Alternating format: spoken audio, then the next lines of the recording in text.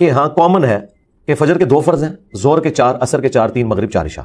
شیعہ جمع کر کے پڑھتے ہیں، اہل سنت کے ہاں بھی جمع کرنا جائز ہے، لیکن افضل جو ہے وہ الگ پڑھنا ہے، اور شیعہ کے ہاں بھی افضل الگ پڑھنا ہے.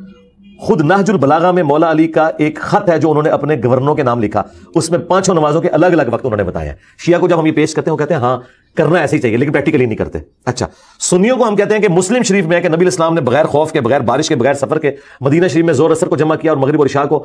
اور ابن عباس سے جب لوگوں نے پوچھا کہ ایسا کیوں کیا تھا، انہوں نے کہا تاکہ امت کے لیے آسانی ہو جائے اور کوئی تنگی باقی نہ رہے. وہ کہتے ہیں ہاں جائز تو ہے لیکن ہم نہیں بتائیں گے عوام کو. دونوں نے ڈرامہ بازی کی ہوئی ہے.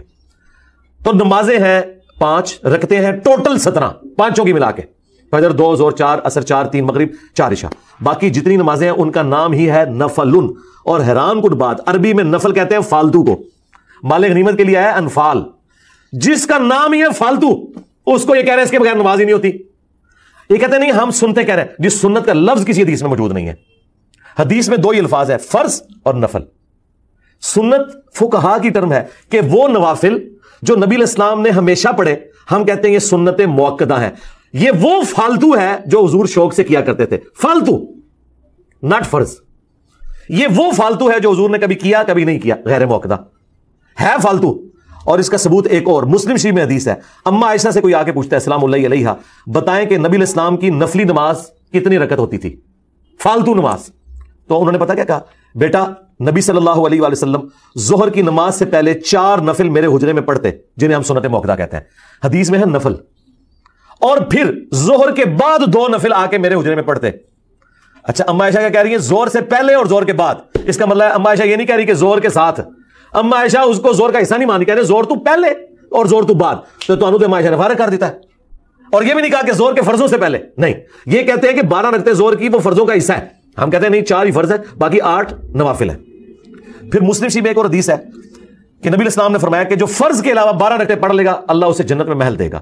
4 ظہر سے پہلے، 2 ظہر کے بعد، 2 مغرب کے بعد، 2 عشاء کے بعد. وہی جو اما عائشہ نے کہتے تھے 4 ظہر سے پہلے، 2 ظہر کے بعد، 2 مغرب کے بعد، 2 عشاء کے بعد اور 2 فجر سے پہلے.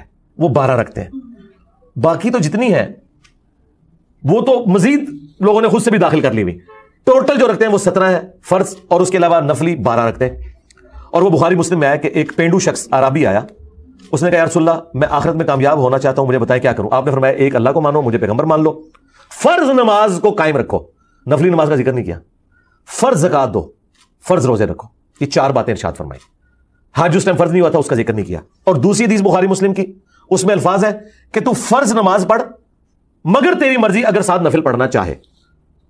اور وہ نفل سے مراد وہی سنت موقدہ غیر موقدہ. فرض زکات دے ہاں مگر تو نفلی صدقہ دینا چاہے وہ تیری مرضی. فرض روزے رکھ ہاں نفلی روزے رکھنا چاہے تو تیری مرضی. آگے وہ بھی بندہ کوئی دلیر سی، انہوں نے کہا رسول اللہ میں نے فرض کے علاوہ کچھ نہیں پڑھنا، نہ میں اس میں ایڈ کروں گا نہ مائنس. جب وہ مڑا آپ نے فرمایا اگر کسی نے کوئی جنتی شخص دیکھنا ہے تو اس کو دیکھ لو، اور اگر یہ بات پہ قائم رہا تو یہ کامیاب ہو گیا. اچھا اب مجھے بتائیں وہ کامیاب ہو گیا یہ کہہ کہ یا رسول اللہ میں سنتا نہیں سے پڑھنی ہے، اور یہ کہنے سنتا نہ پڑھو نماز نہیں ہوتی. اور میں نے ان کو اینڈ پہ ایک پھکا دیا ہے. کیا آج تک کسی نے یہ کہا ہے کہ جو پیر اور جمعرات کا روزہ نہ رکھے اس کے رمضان کے روزے ہی قبول نہیں ہے؟ کبھی کہا ہے؟ نہیں. جو زکات کے علاوہ نفلی صدقہ نہ دے اس کی زکات بھی قبول نہیں ہے. ادھر تو کہتے ہیں جنہ مرضی جوڑو جی بس زکات کاٹ لو 2.5%. جب فرض نماز کی باری آتی ہے تو ساتھ سنتے کو جوڑتے ہیں. نہ انہوں نے روزے میں سنت روزے جوڑے پیر اور جمعرات کے یا ایام 20 کے، نہ انہوں نے صدقات میں جو نفلی صدقات ہیں وہ جوڑے. وہ کہتے ہیں نہیں 2.5% کافی ہے. نماز میں 17 رکعتیں کافی کیوں نہیں ہے، 12 ساتھ کیوں اٹیچ کی ہوئی ہیں؟ اور اس سے بڑھ کے کہتے ہیں تراویح نہ پڑھو روزہ ہی نہیں ہوتا. جو تراویح کی نماز ہے یہ ایک فالتو نماز تھی. یہ فالتو پنجابی والا نہیں بولا، نفلی نماز تھی. اس کے اوپر انہوں نے یہ بات کر دی خود نفل ہے وہ. تو یہ میں نے نہیں کہا میرے بھائی، میں نے جو کچھ کہا وہ بخاری مسلم میں لکھا ہے. کہا انہوں نے پوچھو بھی کتنے لکھے آج، تو اس کا جواب پتہ کیا دیں گے، علی نہ سنیا کرو. سوال گندم جواب چنا.